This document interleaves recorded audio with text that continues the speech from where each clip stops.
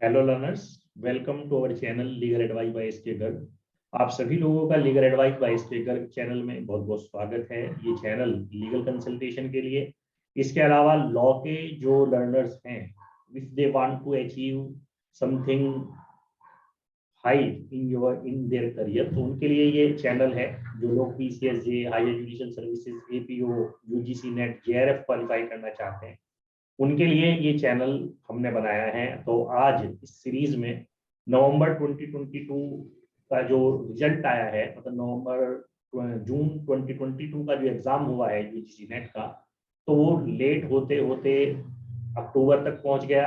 मतलब कि कहना चाहिए कि 14 अक्टूबर को एग्जाम हो पाया और उसका रिजल्ट आया है 5 नवंबर 2022 में। तो आज की सक्सेस स्टोरी में हम आपको मिलवाने जा रहे हैं सौरभ हरजानी जी से, जिन्होंने कि 242 मार्क्स पाए हैं और असिस्टेंट प्रोफेसरशिप जेआरएफ के कंपटीशन को क्वालिफाई किया है। सबसे पहले मेरी बधाई सौरभ हरजानी जी को फॉर अचीविंग दिस अचीवमेंट। और सौरभ हरजानी जब आपको बताएंगे कि किस तरह से उन्होंने प्रिपरेशन की, कितना समय उनको लगा और उनका मीडियम क्या क्या रहा, और अपने बारे में थोड़ा बताएंगे। उसके बाद आप लोगों से शेयर करेंगे अपने एक्सपीरियंस के बारे में। Saurabh Harjani ji. Thank you sir, thank you very much. इस जीत का जो श्रेय है सर, उसमें बहुत हद तक हाथ आपका है सर। इस बात को आप मानते नहीं है, लेकिन ये मानना चाहिए आपको। अनअकैडमी प्लेटफॉर्म सर, जब मैंने ज्वाइन किया था तो मैंने 1 महीने के लिए ज्वाइन किया था। सच बात बता रहा हूँ मैं, मुझे पता नहीं था। अच्छा, आपका ऑडियो बंद हो गया सौरभ जी, आपका ऑडियो बंद हो गया है। पहले आप थोड़ा सा अपने बारे में बताइए, मतलब आप कहाँ से हैं, आपका मतलब कहना चाहिए कि एज कितनी है या आपकी क्वालिफिकेशन कितनी है, आपका मीडियम क्या है, थोड़ा सा अपने बारे में बताइए। सर मैं सौरभ, मैं जोधपुर राजस्थान से हूँ और मेरा मीडियम इंग्लिश है। और मैं अभी 1994 बॉर्न हूँ, 21 सितंबर। मैंने अपनी अनअकैडमी की सर जो जर्नी शुरू करी थी, वो ऐसे करी थी कि लॉकडाउन के टाइम में मुझे पता नहीं था कि मुझे नेट कहाँ से पढ़ना चाहिए। मुझे नेट का एन भी नहीं आता था। तो मैंने अनअकैडमी 1 महीने के लिए ज्वाइन किया था। और मेरे को ये पता नहीं था कि मेरा इंटरनेट डेटा पैक चल पाएगा नहीं चल पाएगा, मैं कैसे क्लासेस देख पाऊंगा, कैसे मैं सब कुछ कोप अप कर पाऊंगा। लेकिन बहुत अच्छा लगा मुझे, 4-5 दिन में मैं समझ गया था कि अनअकैडमी बहुत अच्छी चीज़ है। और मुझे अनअकैडमी सौरभ वालों जी ने ये कोई पैसे बताइए, नहीं दिए ये कहने के लिए, सौरभ जी ये लेकिन बताइए वाकई में बच्चे जैसे जो है। आपने हाँ सौरभ जी ये बताइए, जैसे आपने ये कहा कि आपने शुरू में 1 महीने के लिए अनअकैडमी को ज्वाइन किया था, उससे पहले आपको नेट के बारे में बिल्कुल भी नहीं पता था। तो आप ये बताइए कि अनअकैडमी के बारे में कैसे पता चला, मेन सर चीज। अनअकैडमी के बारे में ऐसे पता पड़ा था कि टीवी में एड्स वगैरह मैंने देखी थी, और कुछ मैंने यूट्यूब पे चैनल्स देखे थे। तो मुझे लगता था कि ऑनलाइन कुछ पढ़ाया जा रहा है, लेकिन वो कितना हद तक अच्छा होगा ये जानने के लिए मैंने ये अनअकैडमी के फ्री क्लासेस पहले देखे थे। फ्री क्लासेस मुझे बहुत अच्छी लगी, तो मैंने इसका सब्सक्रिप्शन लिया था। 1 महीने का लिया था पहले मैंने, फिर मैंने इसको आगे 6 महीने के लिए बढ़ाया था।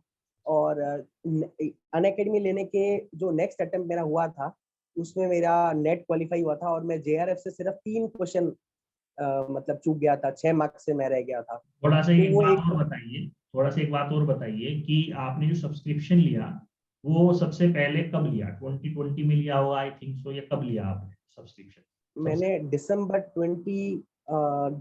21 में लिया था शायद। दिसंबर दिसंबर 21 21 में में लिया लिया, था मैंने। मतलब कहने का जी। ये है कि लगभग अब अ, से 2 साल पहले। जी, मतलब इसके बाद में 2 अटेम्प्ट हुए हैं। और अनअकैडमी में जुड़ने के बाद में मेरा पहले अटेम्प्ट में नेट हुआ था, और सेकंड अटेम्प्ट में मेरा अभी इस बार जेआरएफ हुआ है। और आपने एलएलएम कब की सौरभ? एलएलएम मैंने बस उससे 1 साल पहले, मतलब मेरा एलएलएम खत्म ही हुआ था और मैं सोच ही रहा था कि मुझे नेट क्वालिफाई करना है। मेरे सारे फ्रेंड्स कहते थे नेट नेट, लेकिन मुझे पता नहीं था नेट होता क्या है। लेकिन अब अनअकैडमी की वजह से नेट से ज़्यादा अच्छी चीज़ मुझे जेआरएफ हासिल हुई है। जी जी जी। तो 2021 में आपने एलएलएम किया, और आपकी क्वालिफिकेशन क्या रही? क्या एलएलएम के अलावा भी आपने लॉ के फील्ड में कोई और क्वालिफिकेशन है आपके पास? सर लॉ का फील्ड, मैं कॉर्पोरेट लॉ से जुड़ा हुआ हूँ सर। मैंने सीएस पास किया है, और सीएस का कंसल्टेंसी भी मैं कभी कभार दे देता हूँ। और मतलब मेन स्ट्रीम लाइन मेरी है, मैं एनआई के केसेस देखता हूँ, मैं चेक बाउंस से रिलेटेड 138 के केस देखता हूँ मैं। और मैं एडवोकेसी करता हूँ। तो काम के साथ में जब भी मुझे टाइम मिलता था, तो रिकॉर्डेड लेक्चर्स जो थे वो मैं देखता था। और तो कहने का मतलब ये है कि सौरभ जी कंपनी सेक्रेटरीशिप का एग्जाम भी पास कर चुके हैं, और कंपनी सेक्रेटरीशिप के कोर्स की अगर मैं बात करूं तो आई थिंक दैट 80% उसके अंदर सब कुछ लॉ ही है ना। उसके बाद इन्होंने जो है LLM की 2021 में, और 2020 या 2021 के आसपास जब इन्होंने LLM की तो उसके बाद इन्होंने नेट की प्रिपरेशन स्टार्ट की। सबसे पहले अनअकैडमी में इन्होंने फ्री क्लासेस को ज्वाइन किया, उसको उससे इनको ये रियलाइज हुआ कि yes something is taught at an academy, है ना। बट ये एन अकेडमी पर ज्वाइन करने के बाद, साल 2 साल ज्वाइन करने के बाद ये लगा कि हाँ कोई क्वालिटी एजुकेशन एन अकेडमी पर प्रोवाइड की जा रही है ना। दूसरी चीज है बिल्कुल सर, यहाँ पे बताइए बताइए। बिल्कुल सर, ये इसमें क्या है कि जो मॉक टेस्ट वगैरह इसके अंदर होते हैं, उससे हम देखने को ऐसा लगता है कि मॉक टेस्ट है यार, ये तो मतलब मतलब NTA वाले ऐसे सवाल नहीं पूछेंगे, ऐसा मतलब हमारे दिमाग में कई बार आता है। लेकिन सर उससे ये फायदा हो जाता है कि हम एलिमिनेशन मेथड वगैरह बहुत अच्छे से सीख सकते हैं कि ये आंसर है, इसका A तो नहीं होगा, इसका B भी नहीं हो सकता, इसका C जरूर हो सकता है। तो उससे एलिमिनेशन मेथड और तुरंत पढ़ के अपन जो जवाब देते हैं, उस वो हमको है ना मतलब एक्चुअल फील्ड के अंदर मतलब एग्जाम में बहुत हेल्प करता है कि हाँ इस तरीके से हमको ये करना है। चाहे आप मतलब इतने एक्सपर्ट नहीं हो कि आपको ABCD चारों ऑप्शन आते हो, लेकिन जो एलिमिनेशन मेथड है उससे आप बहुत हद तक पास में पहुंच सकते हैं आंसर के। तो सौरभ जी का कहना यह है कि अनअकैडमी पर जो रेगुलर मॉक सेशंस उन्होंने अटेंड किए हैं, उनसे उनकी तैयारी काफी ब्रशअप हुई है ना। लेकिन जहां तक बात है नोट्स की प्रिपरेशन की या सिलेबस की प्रिपरेशन की, जैसे लॉ का जो सिलेबस है आई थिंक 1 से लेकर के 10 तक की यूनिट्स हैं, और टोटल 32 एक्ट्स हैं पूरे के पूरे सिलेबस में। इसी तरह से पेपर फर्स्ट है, 1 से लेकर के 10 तक की यूनिट्स हैं, और बड़ा वास्ट सिलेबस बैठता है। तो उसको प्रिपेयर करने में आपको कितना समय लगा, कि क्या चीजें आपने इंक्लूड की, अपने नोट्स वगैरह कैसे बनाए, इसके बारे में थोड़ा सा हमारे लर्नर्स को बताएं।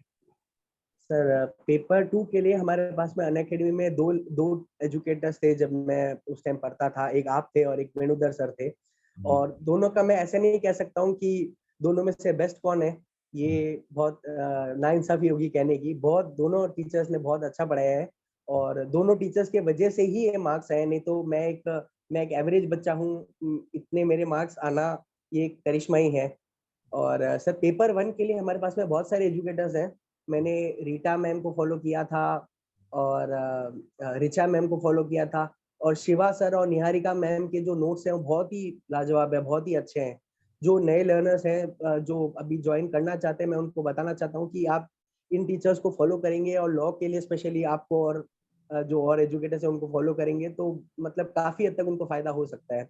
और सर जो बेरेक्स वगैरह हैं, इस बार का सर पेपर मुझे लॉ का थोड़ा सा इजी लगा, या फिर ये कह सकते हैं कि जो मैं पढ़ के गया हूँ वही आया था। मतलब किस्मत है। 80% हमेशा जो होता है मेहनत होती है, 20% लक भी काम करता है। तभी क्रिकेट के मैदान में 2 टीमें खेलती हैं, लेकिन जीतती सिर्फ एक है जिसके साथ में लक होता है। तो इस बार शायद मेरा लक था तो मेरे को JRF मिल गया। और सर मैं तो बहुत एवरेज बच्चा हूँ सर, मुझे इतने अच्छे मार्क्स की कोई उम्मीद ही नहीं थी। लेकिन जब आंसर की आई थी मुझे पता चल गया था कि मेरे इतने मार्क्स, इतने क्वेश्चन सही हैं। मैं बार बार चेक कर रहा था कि यार मेरे सच में इतने मार्क्स आ सकते हैं क्या, पर हो गया। तो सौरभ जी ने आपको बताया कि पिछली बार का जो पेपर था वो उनको इजी लगा, है ना, कंपेरेटिवली पिछले बार के। पिछली बार भी इन्होंने असिस्टेंट प्रोफेसरशिप का जो कंपटीशन था क्वालिफाई कर लिया था, लेकिन अब की बार का पेपर उनको इजी लगा, है ना। इसका मतलब क्या है कि सौरभ जी ये बताना चाह रहे हैं कि कंपटीशन को अगर आपको बीट करना है then you have to prepare each and every aspect of your topic. अगर आपको टॉपिक तैयार करना है तो फ्रॉम बॉटम टू टॉप सब कुछ तैयार करना पड़ेगा। जैसे पिछली बार इन्होंने कंपटीशन दिया तो कंपटीशन वाज टफ, तो इनका जब भी इन्होंने असिस्टेंट प्रोफेसरशिप क्वालिफाई किया, अब की बार पेपर इजी रहा। तो इजी पेपर अगर ये इस तरह इस एस्पेक्ट से इसको तैयार ना करते तो he was not going to get JRF, है ना। लेकिन इस बार इन्हें JRF मिला। और दूसरी चीज ये है कि जब भी पेपर इजी आता है तो चूंकि मेरिट हाई जाती है, तो उस मेरिट हाई में जो कॉम्पिटिटर्स हैं उनकी बड़ी कम संभावना होती है सिलेक्शन की। और सिलेक्शन केवल जब भी मिल सकता है, जैसे सौरभ जी ने आपको बताया कि सिलेक्शन का तरीका यह है कि सब कुछ हमने तैयार किया, जहां से भी उनको कुछ मिला तो उन्होंने उसको तैयार किया। उन्होंने क्लासेस से अपने नोट्स बनाए, इसके अलावा बेरेक्स से प्रिपेयर किया, और इसके अलावा क्या क्या चीजें आपने इंक्लूड की अपने नोट्स में, ये भी बताएं सर सौरभ। जैसे सर हमारे एनवायरमेंट प्रोटेक्शन एक्ट, एनवायरमेंट से संबंधित हमारे चैप्टर्स है, मतलब एक यूनिट है। तो ज्यादातर मतलब मेरे फ्रेंड्स जो तो सिर्फ एनवायरनमेंट एक्ट पढ़ के गए थे, तो मतलब हालांकि आया नहीं, लेकिन एनवायरनमेंट के साथ में मैंने air act, water act, cess के मतलब इंपॉर्टेंट पॉइंट्स वगैरह ये सब मैं देख के गया था।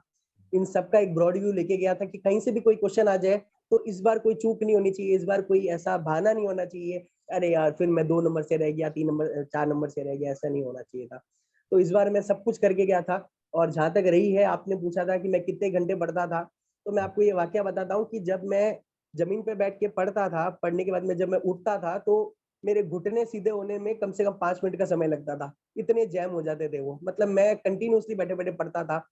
और उसका सर जो भी पेन था उसका अब मुझे बहुत अच्छा लग रहा है। अब मैं मिठाइयाँ खा रहा हूँ बस, और अब मैं जेआरएफ को एंजॉय करने वाला हूँ।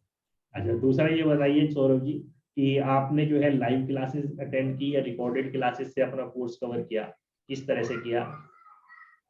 सर लाइव क्लासेस जब मुझे समय मिलता था तो मैं लाइव क्लासेस देखता था। और ज्यादातर क्या होता था कि मैं रिकॉर्डेड सेशंस ज्यादा देखता था, क्योंकि रिकॉर्डेड में ऐसा होता था कि मैं रात को भी बैठ के जैसे 12-1 बजे अगर मुझे नींद नहीं आ रही है तो मैं क्लासेस खोल के बैठ जाता था, उनकी पीडीएफ देखता था, उनकी क्लासेस को जल्दी जल्दी मतलब 1x पे 2x पे करके देखता था। और मैं ज्यादा से ज्यादा कोर्स को अपने दिमाग में बिठाने की कोशिश करता था।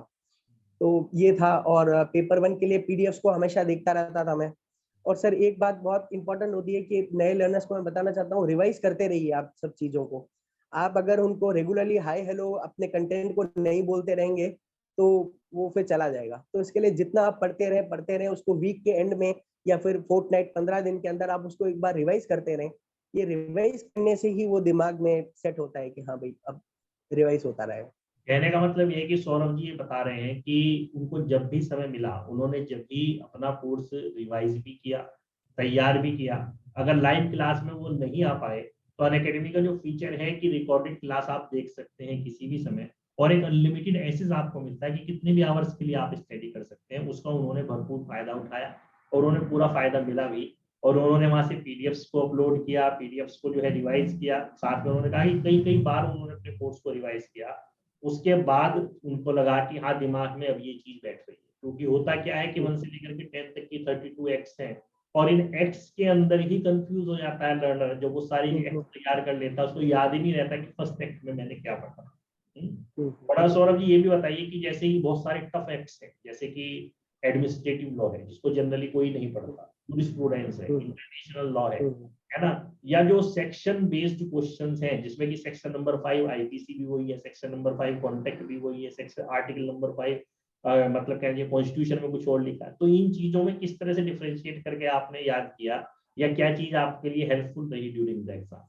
सर देखिए सर, ज्यादातर तो जूरिस्प्रूडेंस की जो डेफिनेशन है वो मैंने टेक्निक्स बना बना के याद करी थी। जैसे जूरिस्प्रूडेंस की एक डेफिनेशन है जिसमें डिवाइन के बारे में एक वर्ड दिया गया है।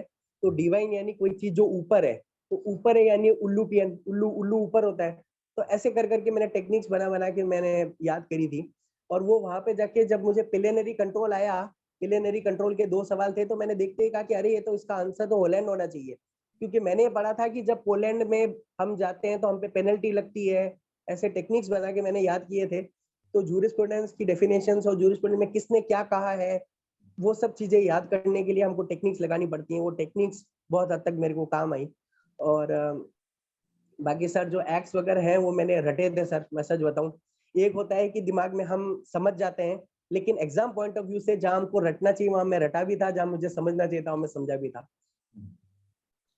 तो कहने का मतलब ये है कि टेक्निक के साथ इन्होंने अपनी तैयारी को किया, सब नोट्स को प्रिपेयर किया, और सब इस सब को करने के लिए पेपर फर्स्ट और पेपर सेकंड में जैसे उन्होंने कहा कि रेगुलर उन्होंने क्लासेस की, अगर क्लासेस नहीं कर पाए तो रिकॉर्डेड क्लासेस से आपने लर्न किया, और आज उन्होंने जो है अपना टारगेट जेआरएफ का अचीव कर लिया है। जैसे कि पहले इन्होंने असिस्टेंट प्रोफेसरशिप के लिए क्वालिफाई किया था, और आज जो है जेआरएफ के लिए वो क्वालिफाई कर चुके हैं। तो अब आपका आगे ड्रीम क्या है, क्या करना चाहते हैं?